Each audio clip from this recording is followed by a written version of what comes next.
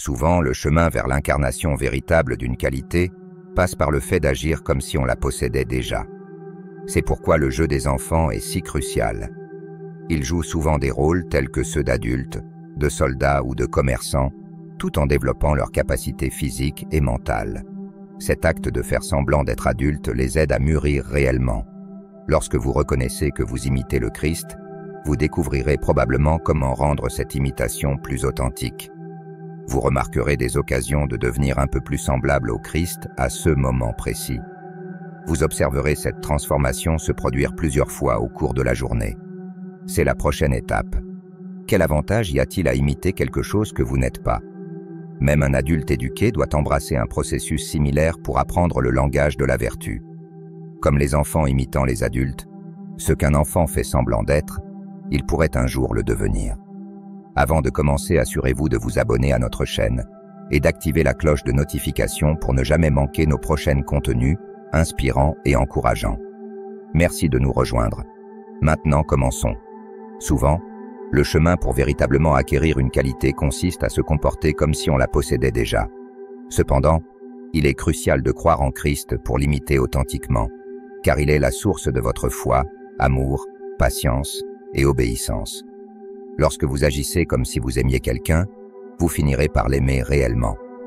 De même, la foi dans ce contexte fait référence à la capacité de s'accrocher aux croyances que votre raison a acceptées auparavant, malgré les émotions fluctuantes. Les humeurs changeront inévitablement, peu importe vos conclusions rationnelles. Je parle d'expérience. En tant que chrétien, il y a des moments où tout semble hautement improbable. Inversement, en tant qu'athée, j'ai eu des moments où le christianisme semblait extrêmement plausible. Ce conflit entre vos émotions et votre véritable soi est inévitable, soulignant la nécessité de la foi. Sans enseigner à vos humeurs leur place, vous ne pouvez pas être un chrétien ferme ou même un athée cohérent, mais plutôt une personne influencée par la météo et la digestion. Par conséquent, il faut cultiver l'habitude de la foi. Extrait de Mere Christianity de C.S. Lewis. Si je vous demandais, vivez-vous par la foi ou par la vue, quelle serait votre réponse? Vivez-vous selon la volonté, le but et le plan de Dieu pour votre vie, ou vous laissez-vous simplement dériver, en espérant que les choses s'arrangeront? Dieu nous appelle à lui faire confiance dans chaque aspect de nos vies, nous incitant à vivre par la foi plutôt que par la vue. Beaucoup de gens ont besoin de preuves tangibles pour croire, et il est naturel pour nous de chercher une guidance claire de Dieu concernant les relations, les mariages, les décisions d'affaires, les choix de carrière ou les dépenses importantes. Nos choix ont un impact, façonnant ce que nous devenons. Comme le rappelle Lewis, le véritable test de notre honnêteté et de notre courage se manifeste face à la tentation ou aux décisions importantes.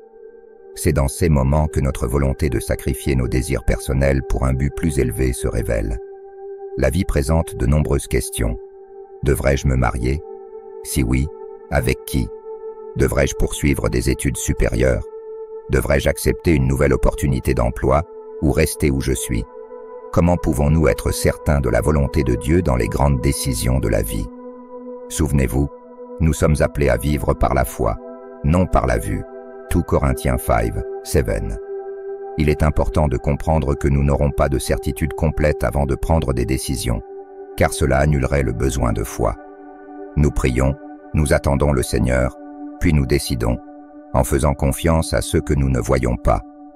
Hébreux 11:1 déclare: « La foi est la ferme assurance des choses qu'on espère, la conviction des réalités qu'on ne voit pas. » Une fois que vous pouvez voir, la foi n'est plus nécessaire. La foi consiste à avoir une conviction dans votre cœur avant de voir cette conviction se manifester dans la réalité. Lewis explique la foi comme l'art de s'accrocher à des croyances que votre raison a acceptées auparavant, même lorsque vos humeurs fluctuent. Vous devez faire un saut de foi et prendre la meilleure décision possible. Lorsque vous le faites, confiez le résultat à Dieu, car son dessein prévaudra. Si les choses ne se déroulent pas comme prévu, il corrigera, rédempera et vous maintiendra sur le chemin que vous êtes censé suivre sans vous abandonner. Dieu souhaite que vous connaissiez sa volonté encore plus que vous ne le désirez. Beaucoup vivent en dehors de la volonté de Dieu parce qu'ils hésitent à faire le premier pas, malgré le fait que Dieu leur parle. Les gens disent souvent « Dieu ne me parle pas ». Il parle. Peut-être n'écoutez-vous pas. Acte 10:34 dit que Dieu ne fait pas de favoritisme. Il nous aime tous, même s'il peut demander des choses qui semblent insensées. Pour suivre le Seigneur, nous devons être prêts à écouter et à lui faire confiance, même lorsque nous ne comprenons pas, comme le rappelle Lewis. La prière ne change pas Dieu. Elle nous change, nous alignant davantage avec sa volonté. Il est normal de ne pas comprendre tout ou d'avoir toutes les réponses. La foi consiste à faire confiance lorsque vous ne pouvez pas voir ou comprendre. Proverbe 3:5-6 nous enseigne à faire confiance même lorsque nous manquons de réponses. Faites confiance lorsque les choses ne se passent pas comme prévu. Ésaïe 55:8-9 nous rappelle de ne pas nous inquiéter pour ce que nous ne pouvons pas comprendre. Dieu vous tient dans le creux de sa main. Ésaïe 49:16.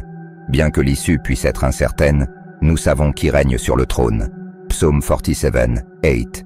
Il guide nos pas et a planifié nos jours. Avant même votre naissance, Dieu a réfléchi au plan qu'il avait pour vous, bien avant le début de chaque jour de votre vie. Psaume 139:16. Il a établi votre but, l'inscrivant dans son livre, avant même que vous ne soyez formés dans le ventre de votre mère. Jérémie 1:5. Dieu a des plans spécifiques pour chacun d'entre nous.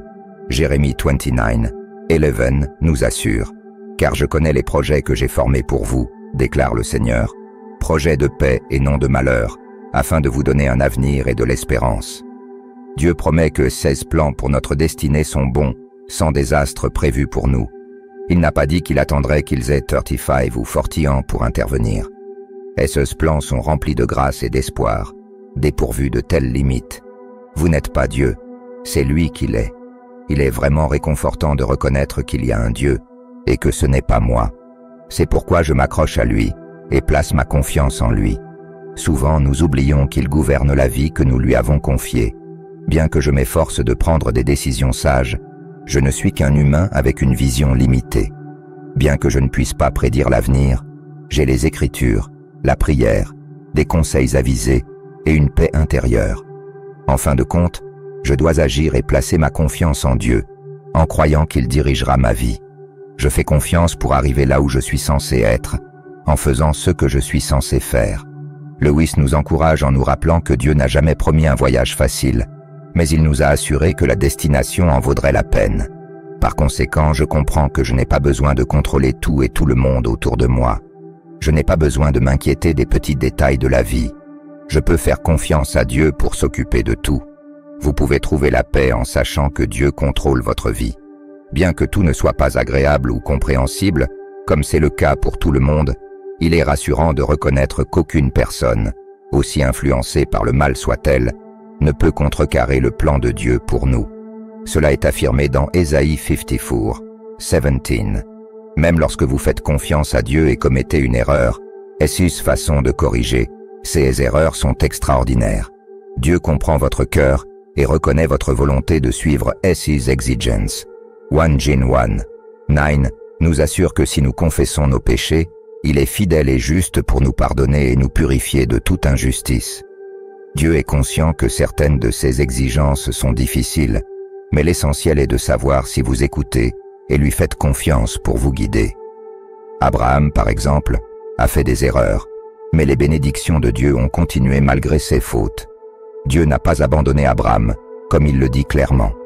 Dans Genèse 12:1-2, le Seigneur a demandé à Abraham de quitter son pays, son peuple et la maison de son père pour aller dans un pays qu'il lui révélerait. Il a promis de faire d'Abraham une grande nation, de le bénir et de rendre son nom grand, afin qu'il soit une bénédiction pour les autres. Avant la création du monde, Dieu savait que même ses plus fidèles serviteurs feraient des erreurs, pécheraient et désobéiraient. Compte tenu de la nature de notre monde, les erreurs, les faiblesses et les échecs sont inévitables. Pourtant, Dieu nous pardonne et nous garde sur notre chemin. Il a le pouvoir de nous placer exactement où il souhaite que nous soyons. Dieu peut orchestrer les détails de votre vie bien à l'avance, ouvrir des portes qui semblent fermées et enlever tous les obstacles sur votre chemin.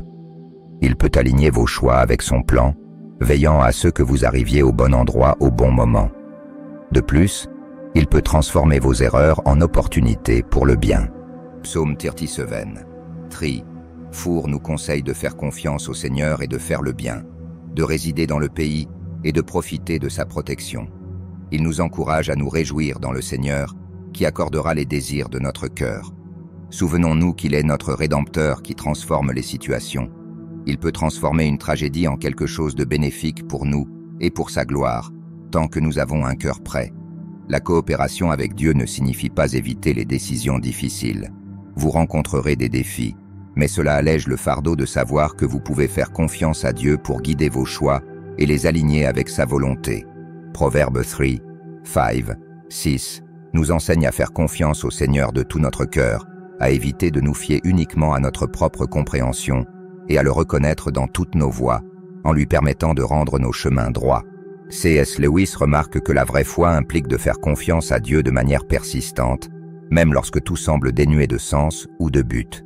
Psaume 37, 23 nous rappelle que le Seigneur dirige les pas de la personne juste, donc même en période de confusion, il nous guide. Reposez-vous en sachant que Dieu est toujours vigilant et au contrôle de votre vie. S'il ferme ou ouvre des portes, il vous guide simplement vers ce qu'il y a de meilleur. Dieu vous aime profondément et a une vie merveilleuse et bénie planifiée pour vous. Faites-lui pleinement confiance. Dieu a des plans incroyables pour vous, des plans que vous n'avez pas encore pleinement réalisés. Père Céleste, je viens à toi avec un cœur entièrement abandonné et rempli d'adoration, reconnaissant ta majesté et ton contrôle sur toutes choses. Dans ces moments où j'ai du mal à voir au-delà de ma situation actuelle et où ma compréhension est insuffisante face à tes desseins, je choisis de placer ma confiance en toi. Tu es l'alpha et l'oméga, le commencement et la fin, et tes voies sont parfaites. Même lorsque je me sens abattu et que les ténèbres m'enveloppent, rappelle-moi que tu es la lumière du monde, guidant mes pas et illuminant mon chemin. Aide-moi à me reposer dans ton amour illimité et à trouver la paix dans ta présence. Seigneur, fortifie ma foi pour que je puisse embrasser tes plans avec assurance, sachant que tu orchestres tout pour mon bien. Aide-moi à discerner ta voix calme et réconfortante au milieu du chaos et à trouver du réconfort dans tes promesses éternelles.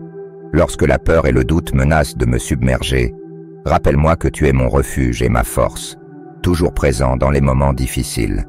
Accorde-moi le courage de marcher par la foi plutôt que par la vue, en ayant confiance que même dans les circonstances les plus difficiles, tu es à mes côtés, me guidant avec amour. Père bien-aimé, aide-moi à déposer toutes mes anxiétés sur toi, confiant en ton profond souci pour moi.